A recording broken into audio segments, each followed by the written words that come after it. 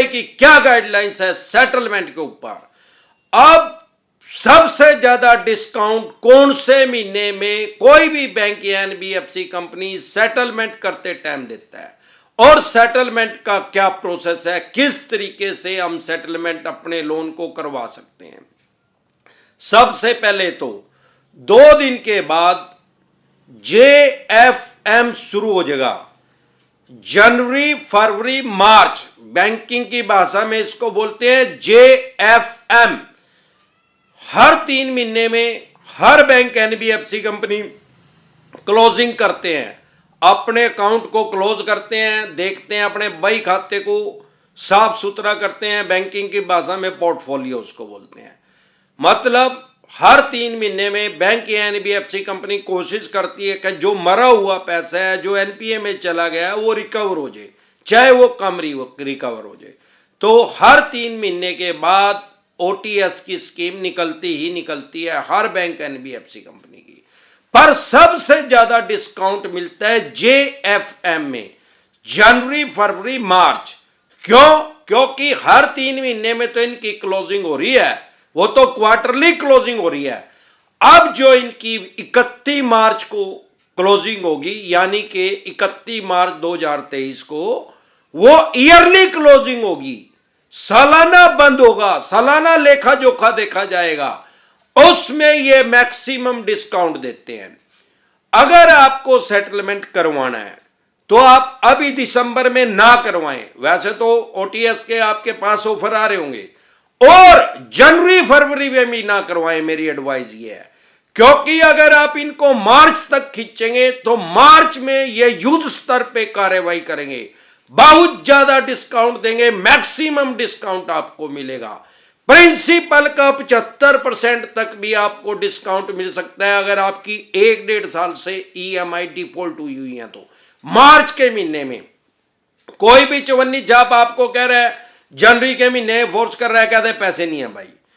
जब भी सेटलमेंट करनी है अपने मुंह से कभी भी नहीं बोलना कि मैं सेटलमेंट करना चाहता हूं, और कभी भी सामने से खुद से किसी भी बैंक या एनबीएफसी कंपनी के पास अप्लाई नहीं करना कि भाई मैं सेटलमेंट करना चाहता हूं। बहुत से कमेंट हमारे पास आते हैं कि सर हम खुद से ही अप्लाई कर दे क्या। अरे भाई, खुद से अगर अप्लाई करोगे, इनके रीजनल हेड के पास, जोनल हेड के पास मेल कर दी, तो आपको सेटलमेंट तो आपकी हो सकती है अगर आपका लोन की ईएमआई ज्यादा डिफॉल्ट हो रही है।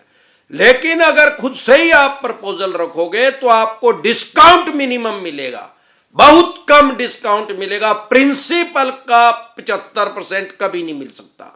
इसीलिए अगर आपको सेटलमेंट करनी है, वैसे तो सेटलमेंट करना भी अपनी फाइनेंशियल डेथ करना है। फ्यूचर में कोई भी बैंक या एनबीएफसी कंपनी आपको अनसिक्योर लोन नहीं देगा। सिक्योर लोन तो 2 साल के बाद मिल सकता है, और फिर 4-5 साल के बाद अनसिक्योर लोन भी मिल सकता है। लेकिन यह समझ ले कि आपकी 7 साल की जेल हो जाएगी, अगले 7 साल तक आपको कोई अनसिक्योर लोन देने वाला नहीं है। लेकिन अगर आपको जरूरी लग रहा है, आप साइकोलॉजिकल प्रेशर में या मनोवैज्ञानिक दबाव में कर्ज से मुक्त होना चाहते हैं, तो ओटीएस आपके लिए अच्छी स्कीम है। लेकिन ओटीएस कभी भी खुद से प्रपोजल नहीं करनी है, कभी भी खुद से नहीं बोलना है। बैकफुट पे आ जाए अगर ओटीएस करना चाहते हैं, मैक्सिमम डिस्काउंट लेना चाहते हैं। तो लोग कहते हैं कि सर ब्याज प्लेंटी जुर्माना लग रहा है, अरे लगड़ दे 500 करोड़ कर देना ब्याज प्लेंटी जुर्माना लगा के। मैं कह रहा प्रिंसिपल का 75% यार, मूलधन का 75% छोड़ेंगे। ब्याज प्लेंटी जुर्माना तो अपने आप कैच में बढ़ गया इनकी, वो तो गया बंके बाटे में, वो नहीं मांगते फिर ये, जब पैसे फंस जाए इनके। वही लगी फटने, खैरात लगी बटने, ऐसे तो कोई खैरात बटता नहीं भाई। मार्च के महीने में आप सेटलमेंट करें, जनवरी फरवरी से आपको छेड़ना तो स्टार्ट कर देंगे, तो कह दो भाई पैसे नहीं है। आप 25% कह दो इनको, कह दो भाई ये कह रहे हैं कि भाई मैं आपको 25% डिस्काउंट दे दूंगा, कह दो भाई पैसे ही नहीं है, 10-15% पैसे लेना हो तो ले ले, और वो भी मैं कहीं से अरेंजमेंट करके दूंगा। जैसे जैसे टाइम बीतता जाएगा, जैसे जैसे मार्च की तरफ जाएगा टाइम, 31 मार्च की तरफ अग्रसर होगा, वैसे वैसे आपको डिस्काउंट के ऑफर आने शुरू हो जाएंगे। आप ये ना समझे कि ओटीएस की स्कीम आ गई है, वो आपको ये बोलेंगे ओटीएस की स्कीम एक बार आई है। अरे ओटीएस की स्कीम तो 5 बार भी आवा, 25 बार भी आवा। ऐसा कोई नियम नहीं है कि ओटीएस एक ही बार हो सकता है। ये आपके पास कम से कम 5 बार सेटलमेंट के लिए लिखित में लेके आएंगे रिटर्न में। पहले आपको 10-15% ओके ऑफर देंगे डिस्काउंट, फिर आपको 40% तक दे देंगे, फिर 50% तक दे देंगे, फिर 65% तक दे देंगे, और फिर बिल्कुल ही दिया तो इन्हें पता लग जाएगा यूं नेंदा भाई नंगट हो रहा था, डिसेंट एडवाइस ले ली तो सारा भेद आ गया, बिगड़ता ही कुछ नहीं इसमें। तो भी ये 75% तक भी आपको डिस्काउंट देंगे। क्यों? अरे नहीं तो केस तो ये आपके ऊपर कर सकते हैं, पर इनको ये पता है कि सिविल का मैटर है, सिविल का केस करेंगे, मान्य सुप्रीम कोर्ट तक जाते आते 45 साल लगेंगे, 40-45 साल। 40-45 साल में हरिद्वार जाने का ही टाइम हो जाए, क्योंकि 16 साल के लड़के लड़की ने तो किसी ने लोन नहीं ले रखा, और इनका खुद से भी हरिद्वार जाने का टाइम आ जाएगा। 16 साल के किसी लड़के लड़की को आरबीआई ने लाइसेंस नहीं दे रखा है बैंकिंग का या लोगों को कर्जाई करने का, किसी एनबीएफसी कंपनी खोलने का। जिसने भी लोन दे रखा है उसकी उम्र 25, 30, 35, 40 साल होगी। जिसने भी लोन ले रखा है उसकी उम्र भी 25, 30, 35, 40 साल या उससे ज्यादा होगी। तो उसकी उम्र के 45 साल एवरेज बच ही नहीं रहे हैं, तो ये पैसा किससे लेंगे? यही कारण है कि ये ओटीएस करते हैं, वन टाइम सेटलमेंट। कोशिश करें हमेशा ओटीएस लें, मतलब जब भी आप सेटलमेंट करें उसको ईएमआई में ना करें। जब आपकी गांठ में पैसे हो, हमारे दादाजी गांठ में कहते थे, यानी आपकी जेब के अंदर पैसे हो, जितने में सेटलमेंट हो रही है तो वहां भरे। ऑनलाइन पैसे दें जब भी सेटलमेंट हो, सेटलमेंट लेटर की हार्ड कॉपी लें। हार्ड कॉपी लेने के बाद भी चवन्नी छाप कई बार फेंक दे देते हैं। उसी ब्रांच में जाएं जहां से आपने लोन लिया है, उस ब्रांच हेड के साइन करवाएं और उसी ब्रांच की उस पर स्टैंप लगवाएं, और उसमें ये बात लिखवा लें कि बैंक मुझे एनओसी देगा, नो ऑब्जेक्शन सर्टिफिकेट, या एनडीसी, नो ड्यू सर्टिफिकेट। और उसमें एक बात और ये भी लिखवा लें कि भाई फ्यूचर में बैंक मेरे या मेरे किसी उत्तराधिकारी के ऊपर लोन की रिकवरी के लिए कोई भी सिविल का या क्रिमिनल का केस नहीं करेगा। ये सब बातें लिखवाने के बाद ऑनलाइन इनको पैसा दें, आरटीजीएस करें, आईएमपीएस करें, चेक से पैसे दें, कैश इनको पैसे ना दें। ये बात समझ लें तो आपकी जेन्युइन सेटलमेंट हो सकती है। कभी भी ईएमआई 3-4-5 में बार में, जिसको रेगुलर सेटलमेंट बोलते हैं, वो ना करवाएं। क्योंकि अगर आपने 5 बार में सेटलमेंट करवा ली, भाई मैं 5 बार में पैसे दे दूंगा, तो ये आपके दिमाग से खेल रहे हैं, साइकोलॉजी से खेल रहे हैं आपकी। इनको पता है, फॉर एग्जाम्पल आपने 10 लाख रुपए देने हैं, 10,000 रुपए किस्त है, वो तो आपसे दे नहीं जा रहे। अब इन्होंने 2.5 लाख रुपए में आपका सेटलमेंट कर दिया, 75% डिस्काउंट कर दिया। अब ये कह रहे हैं कि 50,000 रुपए महीना दे दो 5 महीने में। अरे जब 10,000 नहीं दिए जा रहे तो 50,000 रुपए कहां से दिए जाएंगे? लेकिन आदमी कच्चे लालच में आके कहीं से यार प्यारे रिश्तेदारों से उधारे लेके वो सोचता है कि मैं उतार दूंगा।